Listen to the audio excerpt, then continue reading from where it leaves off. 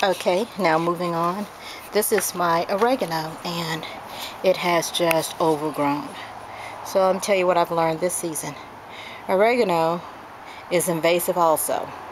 So this little area here is where I had rosemary, but my rosemary didn't survive the winter, so I had to pull it up. So in its place, this rosemary has just taken over the space. So again, tomorrow, I'll be cutting this back and giving it away to friends and neighbors and whomever else can use some oregano. So that's going tomorrow.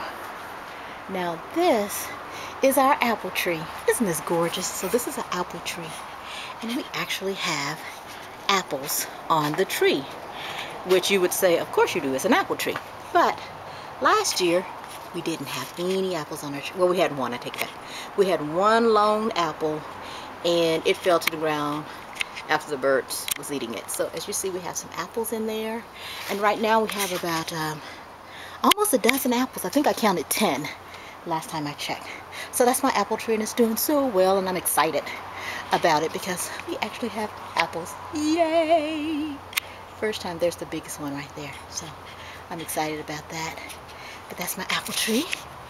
And then lastly, this is my blueberry bush, and as you can see, we have blueberries on it. So let me show you right here, little blueberries on the tree. Isn't that adorable? I just love this.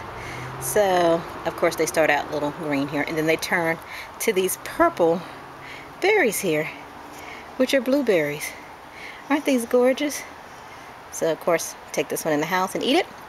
And Jalen stands by the tree, and he eats the berries directly off the tree. He'll wipe them off, and then he stands here with a water hose, pick the berries, eat the berries.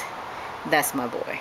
But this is our blueberry tree, and as you see, there are a lot more in there that they're going to continue to ripen.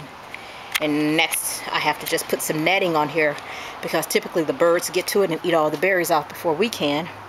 But this time I'm going to beat the birds to it with netting so we can save our blueberries. And that's it. So I will post again tomorrow after I've cut down the mint and the oregano for you to see a clean garden once again.